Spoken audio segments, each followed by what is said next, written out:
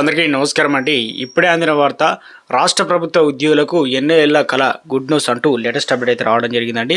So అందుకు సంబంధించినటువంటి complete information అనేది వీడియోలో తెలుసుకుందాం. వీడియోని చివరి వరకు చూడండి. మరోసారి కనుక ఛానల్ వస్తే తప్పకుండా సబ్స్క్రైబ్ చేసుకొని bell button all notification activate చేసుకోండి. అదేవిధంగా చూస్తున్నారు కానీ లైక్ చేయడం మర్చిపోతున్నారండి. వెంటనే లైక్ చేయండి. ఇక లేట్ చేయకుండా వీడియోలోకి అయితే వెళ్ళిపోదామండి. మనం గ్రామ స్థాయిలో మళ్లీ వీఆర్ఓ వ్యవస్థను తీసుకొస్తామని రెవెన్యూ శాఖ మంత్రి పొంగులేటి శ్రీనివాసరెడ్డి వెల్లడించారు. గతంలో వివిధ శాఖల్లోకి సర్దుబాటు అయినటువంటి వీఆర్ఏలో ఎంపిక చేసిన వారిని మళ్ళీ 10,954 రెవెన్యూ గ్రామాల్లో నియమిస్తామని చెప్పారు. మరో 1000 మందిని సర్వే సెటిల్మెంట్ విభాగంలో తీసుకుంటామని తెలిపారు. సచివాలయంలో ఆదివారం ఆయన మీడియాతో మాట్లాడారు. నూతన ఆర్ఓఆర్ చట్టాన్ని అసెంబ్లీ సమావేశంలో ప్రవేశపెడతామని, 18 రాష్ట్రాల్లో అధ్యయనం చేసి అక్కడ అమలవుతున్న నుంచి మంచి అంశాలను నూతన చట్టంలో పొందుపరిచామని తెలిపారు.